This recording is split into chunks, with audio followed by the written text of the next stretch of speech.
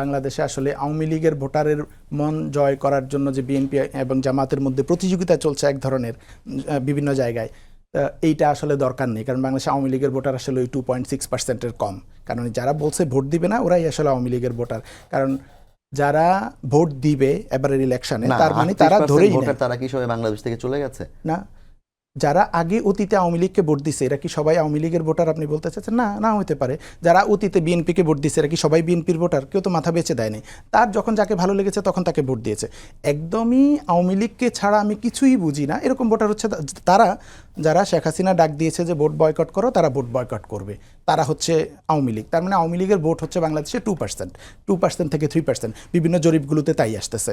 বাকি ভোটাররা আসলে বাংলাদেশের নাগরিক ভোটার, আপনি ভোটের জন্য যান, তারা ভোট দিবে অথবা দিবে না।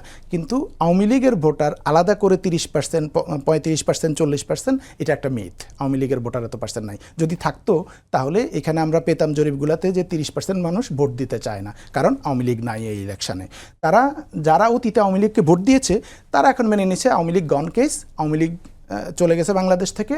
বাংলাদেশের বাস্তবতা হচ্ছে আওয়ামী লীগকে ছাড়াই আমাদেরকে চলতে হবে। সো যারা আছে তারাই। সো আওয়ামী লীগের ভোট বলতে এখানে আসলে কিছু না। এবং ক্যাম্পাস ইলেকশনগুলোতে আপনি দেখেছেন যে এই জিনিসটা প্রতীয়মান হয়েছে যে ছাত্রলীগ না থাকার পরেও মানুষজন ভোট দিয়েছে স্বতঃস্ফূর্তভাবে। সো এখানে আওয়ামী লীগ থাকা না থাকা আসলে ম্যাটার করছে না বাংলাদেশের রাজনীতিতে।